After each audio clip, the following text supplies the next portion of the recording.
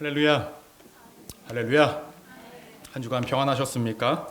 오늘 참으로 좋은 주일입니다. 맞습니까? 예, 좋습니다. 한 주간 하나님께서는 우리를 알게 모르게 지키시고 보호하셨습니다. 믿으십니까?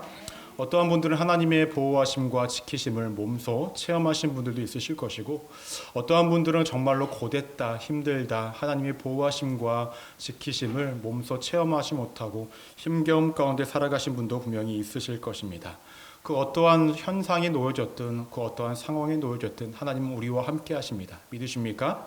우리가 힘들고 어려운 가운데서도 하나님 우리를 지키셨고 보호하셨습니다. 그러한 지키심과 보호하심은 이번 한 주간만 이루어졌던 것이 아니라 앞으로의 우리의 삶 가운데도 지속적으로 이루어질 줄로 믿습니다. 그런 하나님을 의지하시는 우리 성도님들 되어지기를 소망하고, 그런 의지하고 믿는 마음으로 이 시간 하나님께 더욱더 나아가기를 소망합니다. 우리 좌우 앞뒤에 계신 분들과 우리 함께 인사하겠습니다. 하나님이 우리와 함께 하십니다. 예, 하나님 우리와 함께 하십니다. 또 이렇게 인사하겠습니다. 하나님이 우리를 지키십니다. 네, 하나님을 지키십니다. 좋습니다. 예, 오늘은 빌레몬서 1장 4절에서 7절까지의 본문을 근거로요, 서로가 서로에게라는 제목으로 말씀을 나누고자 합니다. 말씀 제목 따라해 보실까요? 서로가 서로에게. 예, 오늘 빌레몬서 말씀 나누니까 참 의아하셨죠? 근데 혹시 저번에 기억하실지 모르겠습니다. 제가 우리 성도님들과 기존에 많은 설교를 들었던 본문들로서 은혜를 나누는 것도 너무나 값지고 귀하지만, 우리가 평소에 잘 듣지 못하는 본문들을 통하여서도 그 가운데 말씀하시는 하나님의 의미와 뜻이 분명히 있기 때문에 빌레몬서를 제가 선정하게 되었고, 또 기도하면서 하나님께서 제게 주신 마음이었기 때문에 이 시간 함께 나누고자 합니다. 평소에 빌레몬서를 자주 읽어보셨나요? 충격적인데요. 만약에 이제 2024년도가 이제 얼마 남지 않지 않았습니까? 보통 우리 성도님들, 저도 비롯해서 우리 성도님들이 대부분이 연초가 되면 내가 이제 성경 통독을 해볼 거야라는 어떠한 그러한 그 마음이 항상 가지고 있지 않습니까? 하지만 우리의 모든 그 의지와 모든 노력들은 구약을 먼저 읽기 시작하면 레위기에서 멈추기를 시작하고, 신약을 먼저 읽기 시작하면 족보가 나와서 멈추기를 시작합니다. 그렇게 힘들고 어려울 때에 이렇게 빌레몬서는 성경 그 많은 권수 중에서 66권 중에서 한 권을 내가 하루에 다 읽을 수 있잖아요. 그렇죠? 야, 내가 오늘 성경 한 권을 다 읽었어. 구약 성경이 또 오바다서가 있죠. 내가 또 하루에 한 권 다 읽었어. 그런 의지를 줄 수 있고 희망을 줄 수 있는 성경입니다. 한번 자주 한번 읽어보시면은 또 그 안에 하나님께서 큰 은혜가 있을 줄로 믿습니다. 아멘. 참 말씀 읽으시라고 여러 가지 말 돌려서 말씀드린 거예요. 저는 한국의 그 말 중에 단어 좋아하는 것들이 여러 가지가 있지만 두 가지 단어를 굉장히 좋아합니다. 첫 번째로 좋아하는 단어는요, 우리라는 말이에요. 우리라는 말. 왜냐하면 나를 포함해서 누군가와 함께 하나가 되는 그런 의미가 있기 때문에 그 우리라는 말을 제가 굉장히 좋아합니다. 또 하나 좋아하는 단어가 무엇이냐면 오늘 말씀 제목처럼요, 서로라는 말을 좋아해요. 서로. 왜 그럴까요? 일방적이지 않고 서로가 함께 무엇인가를 한다라는 그런 마음을 주고 느낌을 주는 말이기 때문에 우리라는 말과 서로라는 말을 좋아합니다. 오늘 말씀은요, 이 서로라는 말의 어떤 중심을 가지고서 우리 함께 은혜를 나누고자 합니다. 여러분, 그 빌레몬서는 옥중서신입니다. 바울이 감옥에 갇혔을 때에 썼던 그 편지라는 것이죠. 그런데 특별히 이 옥중서신인 이 빌레몬서는 바울이 그의 인생의 노년기에 로마의 감옥에 갇혔을 때에 빌레몬이라는 사람에게 쓴 편지라고 이야기를 합니다. 구체적으로 누구에게 썼는지에 대해서 1절과 2절에 언급되어져 있습니다. 1절과 2절 말씀을 보시면 이렇게 말씀합니다. 그리스도 예수를 위하여 갇힌 자 된 바울과 및 디모데는 우리의 사랑을 받는 자요 동역자인 빌레몬과 자매 아비아와 우리와 함께 병사된 아키포와 내 집에 있는 교회에 편지하노니라고 얘기합니다. 바울이 누구에게 편지를 썼냐고 1차적으로 이야기하면 동역자인 빌레몬에게 편지를 썼다고 이야기를 하고요. 2절을 보시면 자매 아비아와 아키포에게 썼다고 이야기합니다. 그래서 아비아는요, 이 빌레몬이라는 사람의 아내입니다. 아내이고요.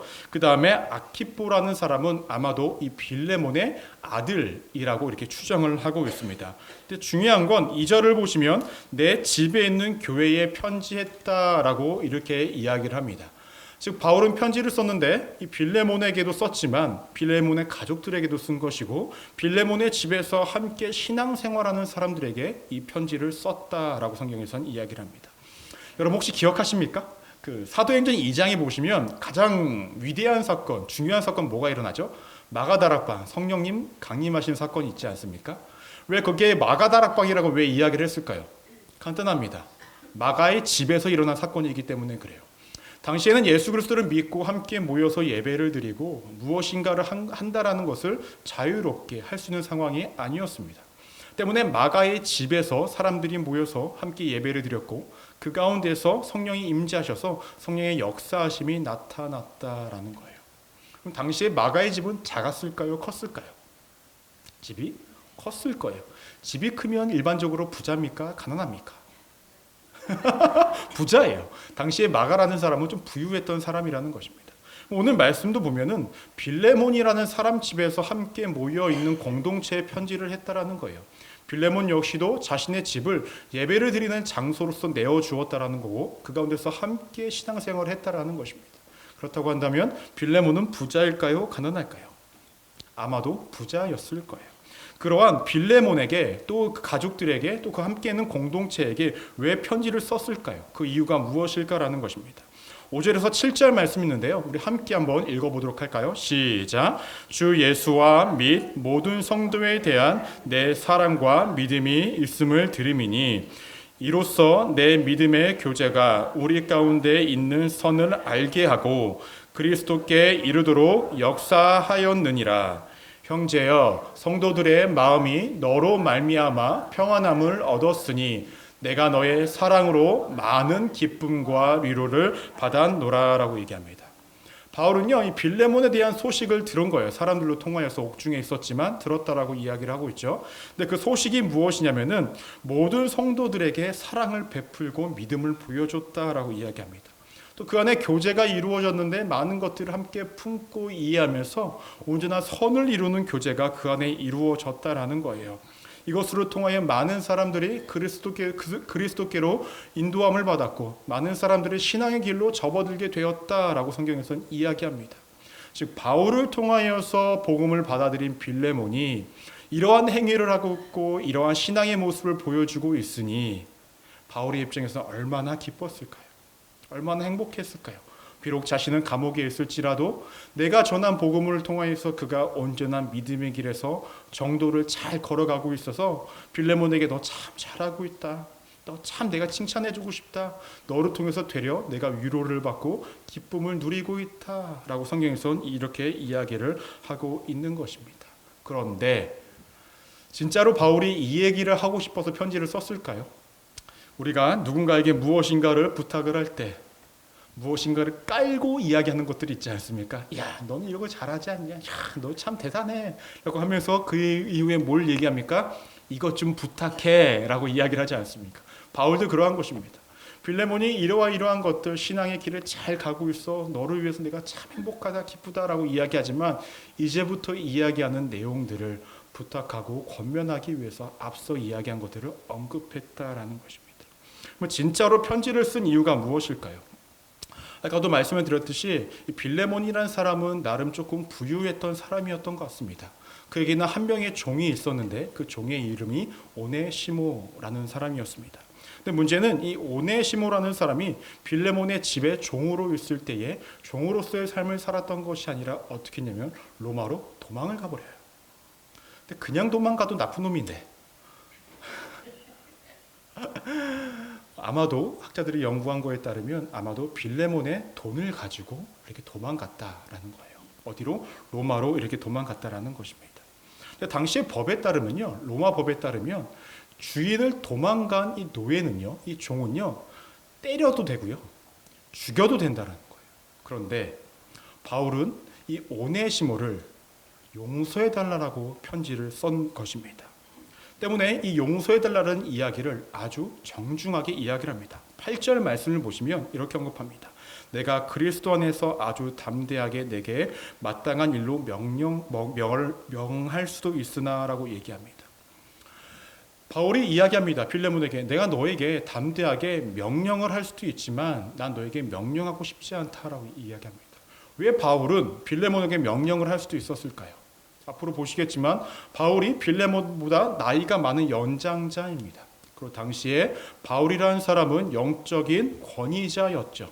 더 나아가 바울은 빌레몬에게 영적인 스승인 사람이었다라는 거예요.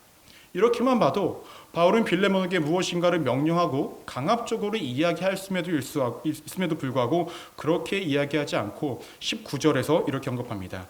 내 자신이 내게 빚진 것은 내가 말하지 아니하노니라고 이야기하면서 너가 나를 통하여서 그리스도를 받아들인 그 빚을 난 더 이상 이야기하지 않겠다. 내가 너를 잘 가르쳤고 너에게 온전한 복음을 가르쳐줬던 그 모든 것들은 더 이상 얘기하지 않겠지만 너가 반드시 이 오네시모를 용서해 줬으면 좋겠다라고 이야기하면서 9절에서 이렇게 이야기합니다. 도리어 사랑으로서 강구하노라. 나이가 많은 나 바울은 지금 또 예수 그리스도를 위하여 갇힌 자 되어라고 얘기합니다. 명령이 아닌 간절하게 이야기한다라고 이야기합니다. 그런데 왜 뜬금없이 예수 그리스도를 위하여 갇힌 자 되었다라고 이야기했을까요? 아까도 말씀을 드렸지만 오네시모가 누구의 돈을? 빌레몬의 돈을 가지고 도망쳤습니다. 여러분, 종이 있다고 한다면 종이 하루에 할 일들이 분명히 있습니다. 그 일들을 하지 못하면 누가 손해를 봅니까? 주인이 손해를 봐요. 이미 도망가는 것만으로도 주인은 손해를 봤는데 돈을 가지고 도망쳤기 때문에 더 큰 손해를 봤죠. 그렇죠? 그런데 바울이 언급하는 것은 무엇입니까? 그 예수 그리스도를 위하여 갇힌 자 되어 자신도 예수 그리스도를 믿음으로 살아가다 보니 이 감옥에 갇히는 손해도 보고 있다라는 것을 언급하는 것입니다. 나 역시도 너가 당하는 손해만큼 나도 손해를 보는 것 같은 인생을 살아가고 있으니 너가 오네시모를 용서해 줬으면 좋겠다라고 편지를 쓰는 것입니다. 더 나아가 뭐라고 얘기하냐면 10절을 보시면 이 오네시모를 바울이 뭐라고 얘기하냐면은 갇힌 중에 낳은 아들이라고 이야기합니다. 오네시모를. 이렇게 본다면 오네시모가 변한 상황일까요? 안 변한 상황일까요? 이미 그가 이전과는 완전 다른 삶을 살아가고 있다는 것을 알 수 있습니다. 때문에 11절 말씀을 보시면 우리 함께 읽어볼까요? 앞에 보시겠습니다. 시작. 그가 전에는 내게 무익하였으나 이제는 나와 내게 유익함으로 라고 얘기합니다. 이전에 종이었을 때 오네시모는 우리에게 무익한 자였으나 이제 그가 예수 그리스도를 믿음으로 통하여서 빌레몬 너와 나에게 유익한 자로 변하였다라고 이야기를 합니다. 즉, 이 오네시모라는 사람은 바울이 자신의 신복으로 삼기를 원했고 빌레몬이 하지 못하는 그 역할들을 누가 이 오네시모가 할 수 있을 정도로 신앙의 성장을 이루었다라고 성경에서는 이야기를 합니다. 즉, 이 빌레몬을 대신하여 이 오네시모가 대신 선교 사역을 할 수 있는 역량까지 이르렀고 그렇게 시키기를 원하는데, 그러나 바울은 과거에 오네시모가 잘못했던 것들에 대해서는 철저하게 청산하고 싶어 합니다. 때문에 14절 말씀 함께 읽어보도록 하겠습니다. 시작. 다만 내 승낙이 없이는 내가 아무것도 하기를 원하지 아니하노니 이는 너의 선한 일이 억지같이 되지 아니하고 자의로 되게 하려 함이라 라고 얘기합니다. 내가 강권적으로 강력하게 명령하여서 그냥 내가 오네시모를 나의 종으로서 나와 함께 신앙의 여정을 걸어가는 선교사로서 사용할 수도 있지만 함께 그 길을 걸어갈 수도 있지만 그가 과거에 너에게 잘못한 것이 있기 때문에 그 모든 것들을 용서받고 너의 승낙을 통하여서 그와 함께 신학의 길을 걸어가기를 원한다라고 얘기합니다. 근데 이렇게만 끝나는 것이 아닙니다. 바울이 뭐라고 얘기하냐면요. 나중에 너가 이 오네시모를 용서하기를 원한다면, 용서할 수 있으면 더 이상 그를 종처럼 대우하지 말고 나를 대우하는 것처럼 대우해 줬으면 좋겠다라고 이야기를 합니다. 그래서 17절을 보시면 영접하기를 내게 하듯 하라라고 얘기합니다. 그리고 20절을 보시면 오네시모를 받아들여 평안하게 해줘라라고 성경에서는 이야기하고 있습니다. 이 내용이 이 빌레몬서 전체의 핵심적인 이야기입니다. 여러분 어떻습니까? 이 이야기를 들으면 아무 생각이 안 드십니까? 아니면 어떠한 생각이 드십니까? 오늘 말씀을 보시면 세 명의 사람이 등장을 합니다. 빌레몬, 오네시모, 바울. 각각의 입장이 있다는 것이죠. 그렇다고 한다면 우리 먼저 각각의 사람들의 입장을 먼저 보도록 하겠습니다. 첫 번째로는요, 빌레몬의 입장입니다. 인간적인 관점으로, 세상적인 관점으로요, 빌레몬은 오네시모를 용서할 필요가 있습니까? 전혀 없습니다. 자신은 손해를 받고 로마의 법상 그를 처벌해도, 그를 죽여도 누구도 뭐라 할 사람이 아무도 없다라는 거예요. 근데 바울의 이러한 권면을 통해서, 강구를 통해서 이제 선택은 누구에게 달려있는 상황입니까? 이 빌레몬이라는 사람에게 달려있는 상황이라는 것입니다. 그런데 바울은 빌레몬에게 이야기하면서 그가 먼저 고려해주고 생각해주기를 원하는 것이 있었습니다. 그것은 무엇이냐면, 바울을 통하여서 빌레몬이 복음을 받아들이고 그가 구원을 받게 돼서 영적인 의인이 되었습니다. 하지만 그 전에, 예수 그리스도를 믿기 전에는 그는 어떠한 사람이었습니까? 그 역시도 영적인 죄인이었다는 거예요. 만약에 빌레몬 너가 오네시모를 용서하지 못하겠다고 여겨진다면 먼저 너가 죄인 되었을 때의 그 모습을 상기시키고 기억하라라는 것입니다. 그것을 통해서 너가 이 오네시모를 용서해 줬으면 좋겠다라고 이야기하고 있는 것입니다. 더 나아가서 아까 4절 말씀을 보시면 뭐라고 언급이 되어지냐면, 이 빌레몬이라는 사람이 모든 사람에게 선을 베푸고 사랑을 베풀었다라고 이야기합니다. 너가 모든 사람에게 사랑과 선을 베푼 것처럼 이 오네시모도 그 모든 사람에게 안에 포함시켜달라고 이야기하고 있다는 거예요. 이 빌레몬이라는 사람은 현재 이러한 상황입니다. 손해를 감수해야 되는 상황이고 이해해야 하는 상황이고, 더 나아가 바울이 이야기하는 것처럼 더 이상 그 오네시모로 종으로 여기는 것이 아니라 자신과 동등한 사람으로서 여겨야 하는 상황이라는 것입니다. 만약 여러분들이 빌레몬의 입장이라고 한다면 여러분들은 어떠하시겠습니까? 용서하시겠습니까? 못해. 표정은 난 못해 라는 표정이신데, 그렇다고 한다면 오네시모의 입장도 한번 보겠습니다. 오네시모는요, 빌레몬의 집에서 종으로서 살다가 도망 나온 사람입니다. 누가 봐도 법적인 죄인이죠. 누가 봐도 처벌을 해도 이상하지 않은 상황이라는 거예요. 그럼 당시에 왜 오네시모는 로마로 도망갔을까요? 당시에 사람들의 머릿속에는요, 성공하기 위해서는 어디로 가야 된다? 로마로 가야 된다라고 생각을 했어요. 한국에서도 그렇죠. 야, 너 성공하려면 어디로 가야 돼? 서울 가야 돼. 바로바로 대답하시네요. 서울 가야 된다라고 이야기했어요. 그래서 오네시모라는 사람이 어떤 그러한 로망이 있었겠죠. 난 서울로 가서 성공할 거야. 그래서 종으로서 삶을 살지 않을 거야 라고 이렇게 간 것입니다. 근데 또 다른 이유가 있습니다. 이 오네시모라는 사람은 당시에 계급이 나눠진 것들을 인정하지 못했었을 수도 있습니다. 왜 그럴까요? 그리스도를 믿는다라고 한다면 모든 사람이 평등하다라고 이야기를 했는데, 왜 주인이 있고 왜 종이 있어야만 해? 이것들을 받아들일 준비가 안 되어져 있던 상황이 있었기 때문에 그가 어디로? 로마로 도망가고자 했던 것일 수도 있습니다. 혹시 디도서 2장 설교를 우리 수요일날 나눴었는데 혹시 기억하시나요? 거기를 보면 종에게 어떠한 삶을 살아가라고 이야기를 합니다. 또 종을 이끄는 리더자들은 어떠한 삶을 살아가라고 이야기합니다. 그때도 제가 수요일날 말씀을 드린 적이 있었습니다. 당시에 그리스도를 믿는 사람들은 모두 평등하게 살아가야 하는데 왜 계급을 이렇게 나눠지고 종으로서 삶을 살아가야 할 모습이 있고 주인으로서 살아가야 할 삶이 있는가, 왜 이렇게 구분되어지냐라는 어떠한 의구심, 또 의아한 모습들이 분명히 있다는 거예요. 그때도 말씀을 드렸지만 미국도 노예를 해방시키기 위해서 많은 전쟁을 이루고 제도적으로 이제는 노예를 해방시키겠습니다 라고 이야기를 하고 선포가 되었어도 그 잔재가 여전히 남아있었습니까? 안 남아있었습니까? 그 잔재는 항상 남아있지 않았습니까? 그 기간이 여전히 오래 지속되어지지 않았습니까? 그러한 상황 가운데 놓여져 있었기 때문에 당시의 종들이 어떻게 행동을 했냐면 주인을 이겨먹으려고 했던 행동들이 있었다는 거예요.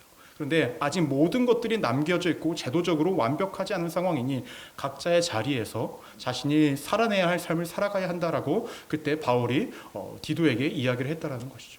이것도 마찬가지입니다. 오네시모는 자신이 종으로서의 삶을 인정하고 싶지 않았고 그러한 삶을 살아가는 것이 만족스럽지 않아 도망갔을 수도 있다라는 것입니다. 그런데 중요한 것은 그가 로마로 가서 누구를 만나게 됩니까? 바울을 만나게 됩니다. 그리고 바울을 만남으로 통하여서 아까도 말씀드린 것처럼 전에는 무익한 자였으나 이제는 유익한 자로 변하였고, 바울이 자신의 신복으로 삼을 만큼 믿음의 성장을 이룬 사람이 되었고, 더 나아가 바울과 함께 선교 사역을 감당할 만한 믿음의 역량이 되는 사람으로 완전히 변하여졌다라는 것입니다. 때문에 바울이 이러한 편지를 썼다라는 거죠. 그런데 한 가지 우리가 여기서 알아야 될 것이 있습니다. 바울이 빌레몬에게 편지를 썼습니다. 그렇다고 한다면 빌레몬이 그렇게 하겠다고 답변이 온 상황입니까? 안 온 상황입니까? 안 온 상황이에요. 편지를 쓴 것에 대한 답변이 오지 않은 상황 가운데서 오네시모는 누구에게? 빌레몬에게 가야 하는 상황입니다. 자신이 빌레몬에게 가서 죽을지 살지 알지 못하는 상황 가운데 나아가야 하는 상황이었다라는 거예요. 그렇다고 하면 이 오네시모의 입장에서는 어떠한 상황입니까? 목숨 걸고 가야 되는 상황이라는 거예요. 바울의 말에 순종하고 하나님은 자신을 지키실 거라는 믿음으로 나아가야 하는 상황이었다라는 것입니다. 여러분들이 만약 오네시모의 입장이라고 한다면 빌레몬에게 나아가시겠습니까? 이 역시도 쉽지 않습니다. 그렇다고 하면 마지막으로 바울의 입장을 한번 보겠습니다. 아무리 바울이라고 해도, 자신이 복음을 전한 사람들이라 해도 물질적인 손해를 끼쳤고 법적으로 죄를 지은 이 오네시모를 용서해달라고 빌레몬에게 이야기하는 것이 쉬웠을까요? 굉장히 부담스러울 것입니다. 그 중간에서 둘의 화해를 이루는 그 과정 자체가 너무나 힘들고 어려웠을 것입니다. 그럼에도 불구하고 바울이 이 같은 일을 한 이유가 무엇일까요? 전에 바울도 자신이 누군가를 핍박했던 사람이었다라는 거예요. 예수 그리스도를 믿는 사람들을 핍박하고 그들이 죽게끔 만든 장본인이었고 앞장섰던 사람이었다라는 거예요. 하지만 그러한 가운데서도 예수 그리스도를 만남으로 통하여 자신이 변화되어졌다는 것을 경험했기 때문에 오네시모도 분명히 예수 그리스도 통하여서 온전히 변화여질 수 있고 변화여질 상황이라는 것에 대한 확신이 있었기 때문에 이 부담스러운 상황 가운데서도 이 둘 관계에 화해를 이루고자 했다는 것입니다. 하지만 그렇다고 해서도 바울의 입장에 여러분들이 서신다면 쉬운가라는 것입니다. 참으로 어렵습니다. 이렇게 우리가 삶을 살아가다 보면 사람과의 관계성 가운데에 가족이나 교회나 사회에서 이렇게 어려움을 겪을 때가 분명히 있습니다. 그럼에도 불구하고 바울이 이렇게 권면하고 화해를 촉구할 수 있었던 이유가 무엇이냐면 4절을 보시면 제가 읽어드릴게요. 이렇게 이야기합니다. 내가 항상 내 하나님께 감사하고 기도할 때에 너를 말함은. 바울은 빌레몬을 위해서 항상 기도했었다라는 거예요. 오네시모를 위해서도 항상 기도했었다라는 거예요. 단순히 인간적으로 감정적으로 사이가 좋아지기를 원했던 것이 아니라 빌레몬을 위해서 기도하는 그 상황 가운데서 하나님이 주신 마음으로 권면할 수 있었다라는 거예요. 단순히 인간적인 권면이 아니었고 기도를 통한 권면이었기 때문에 그 어려운 상황 가운데서도 바울이 이 같은 일을 행하고 있었다는 것입니다. 그렇다면 여러분, 오늘 이 세 사람의 각각의 입장이 있는데 이러한 세 사람의 각각의 입장 가운데 한 가지 공통적인 것이 있습니다. 무엇인지 아십니까? 빌레몬은 하나님의 뜻대로 예수 그리스도의 뜻대로 복음을 전하기 위해서 자신의 집을 내어주고 그렇게 신앙의 공동체를 만들어가는데 앞장서는 사람이었습니다. 바울, 두말할 것도 없이 하나님의 복음을 전하기 위해서 그리스도를 전하기 위해서 감옥에 갇히기까지 노력했던 사람이었습니다. 오네시모, 이제는 변화해서 그리스도의 복음을 전할 수 있는 자였고 주의 뜻대로 살아가는 자였습니다. 즉, 이 세 사람의 공통적인 특징은 복음을 가지고 복음을 전하기 위해 애쓰고자 노력했던 사람들이었다라는 거예요. 각각의 상황은 다르고 모습은 달라고 부족하고 연약한 가운데 있었지만 이들의 공통점은 예수 그리스도를 향해 나아가고 있었다라는 것입니다. 그러면 우리가 여기서 기억해야 할 세 가지가 있습니다.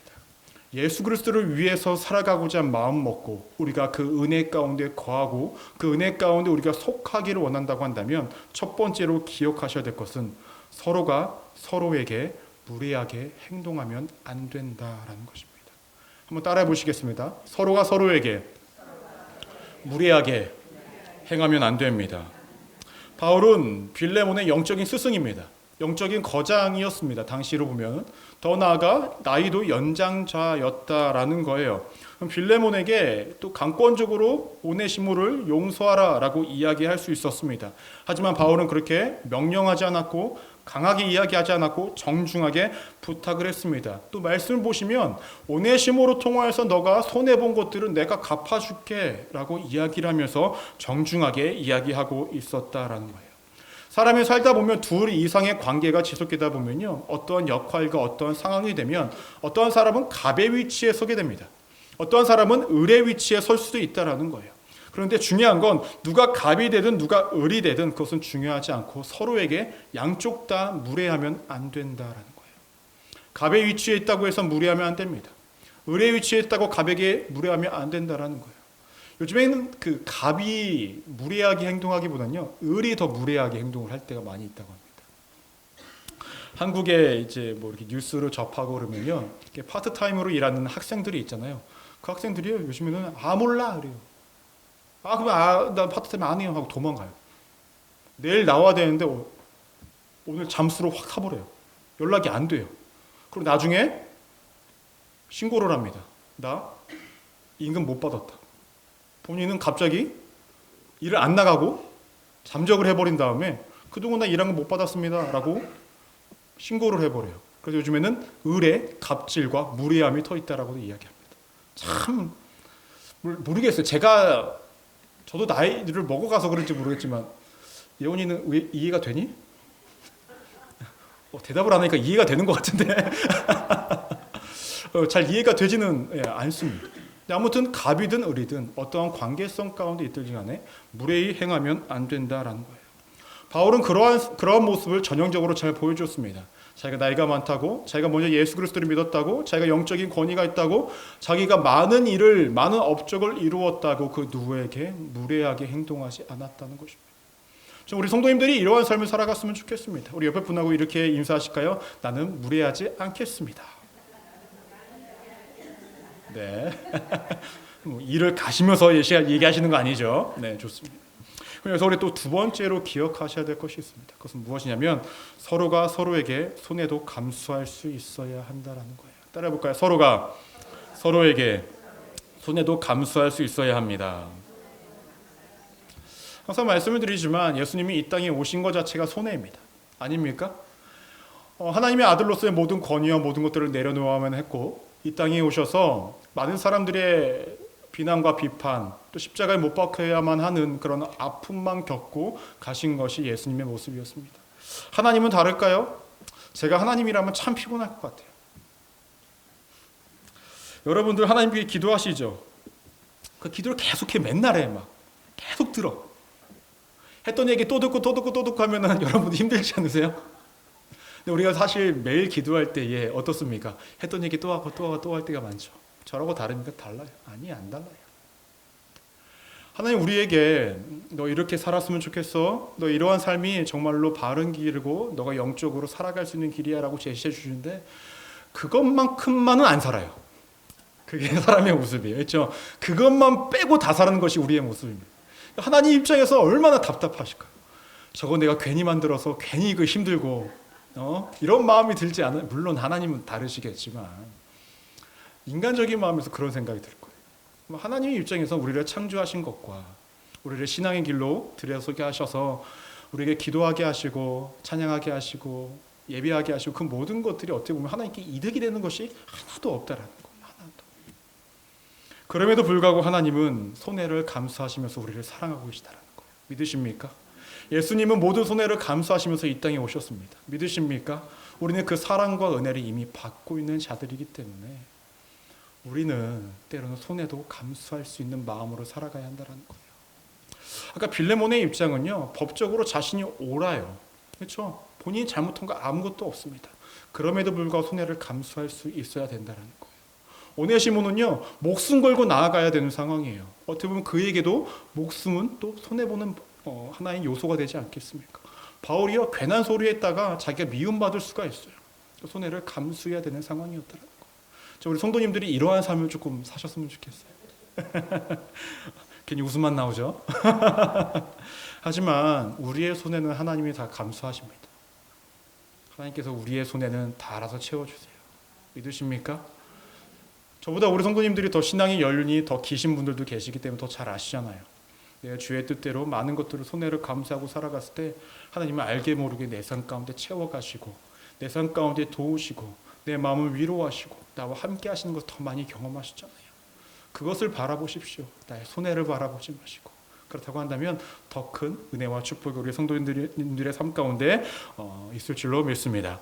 마지막으로 우리가 기억하셔야 될 것은요, 서로가 서로에게 용서를 구해야 한다는 거예요. 따라해볼 거예요. 서로가 서로에게 용서를 구해야 합니다. 사람이 두 사람 이상 모이면 다투고 때로는 이 의견이 다른 것이 정상입니다. 어떻게 똑같은 사람이 아닌데 어떻게 똑같은 마음을 가지고 살아가고 어떻게 똑같은 생각으로만 살아가겠습니까? 때문에 그렇게 약간 좀 언쟁이 있을 수도 있고요. 다른 생각을 서로가 이야기하는 것은 당연한 거예요. 문제는 그 다음입니다. 그 다음. 우리 믿음의 공동체 안에도요, 서로의 다른 의견들은 분명히 생길 수 있습니다. 여기에 한 20분 넘게 계시는데 20가지 넘는 의견들이 발생되는 것이 정상적인 거예요. 한 가지의 생각만 있으면 여기는 공상주의입니다. 그렇다고 맨날 막 나는 일부러 다른 생각해야지 이런 생각하지 마시고, 당연한 것입니다. 하지만 그 이후에가 중요한 것인데 성경에서는 명확하게 이야기합니다. 용서를 구하라고 말입니다. 하나님을 믿는 사람들의 가장 큰 잘못이 무엇인지 아십니까? 용서를 하나님께만 구해요. 그리고 내 안에는 죄책감만 덜어버립니다. 그리고 나는 깨끗하다, 나는 정결하다라고 이야기합니다. 그것이 옳을까라는 것이죠. 아니요. 우리가 만약 누군가의 다툼을 통하여서 그 사람의 마음을 아프게 했다고 한다면 하나님께서는 우리에게 두 가지의 죄목을 이야기하실 것입니다. 너 저 사람을 사랑하지 못했어. 라는 첫 번째 죄목이 있을 수가 있고요. 두 번째 제목은 저 사람의 마음을 아프게 했어. 라는 죄목을 말씀하실 것입니다. 근데 우리는 하나님께만 와서 회개를 합니다. 하나님, 내가 저 사람을 용서하여 주십시오. 내가 싸운 것을 용서하여 주십시오. 여전히 남겨진 것은 무엇입니까? 그 사람의 마음의 아픔은 남겨져 있다는 거예요. 온전한 회개가 이루어지지 않았다는 거죠. 그렇다면 우리의 온전한 회개는 어떻게 이루어질까요? 관계성 가운데 잘못되어졌던 나의 마음과 나의 행동과 나의 말과 나의 눈빛과 나의 모든 것들을 상대방에게 가서 직접 용서를 구해야 한다는 거예요. 바울은 이것을 명확히 알았기에 오네시모가 자기에게 큰 도움이 될 것을 알매도 불구하고 그냥 함께 믿음의 길을 걸어갔던 것이 아니라 누구에게? 빌레몬에게 용서를 구하기를 원했다는 거예요. 더 나아가 신앙의 길을 잘 걸어가고 있지만 빌레몬의 마음 안에도 미움이라는 그런 죄악이 여전히 남아있기 때문에 그것이 없어지기를 마음으로 그들이 화해를 이루기를 원했다는 것입니다. 사람의 관계는요, 잘 보면 우린 다 자신이 다 피해자라고 생각을 합니다. 아닙니까? 누구랑 싸우면요, 저 사람이까지라고 얘기하면 다행이죠. 저 인간이. 우리는 다 스스로를 피해자라고만 생각을 합니다. 하지만 잘 생각해 보십시오. 나도 누군가에게 가해자입니다. 이것을 우리가 잊지 않고 살아간다면 사람과의 관계성 가운데에 때로는 손해를 본다 할지라도 때로는 내가 좀 억울하다 할지라도 물론 또 내가 옳다 할지라도 용서를 구하고 합력을 하여 이루어가는 것이 하나님이 우리에게 원하시는 삶이고 우리가 그러한 삶을 살아가기를 원하시고 있다는 것입니다. 오늘 말씀 제목이 무엇이었습니까? 서로가 서로에게. 일방적으로 누군가를 사랑할 수 없습니다. 그것은 분명히 한계가 있고 힘듦이 있습니다.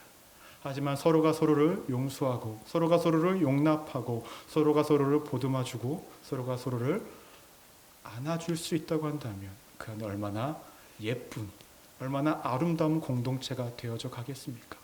더 나아가 얼마나 예쁘고 아름답고 하나님 보시기에 기뻐하시는 그러한 열매들이 맺어질까요? 우리 순복음 소망교회가 그러한 교회가 되어지기를 소망합니다. 우리 옆에 분들하고 이렇게 인사할까요? 내가 당신에게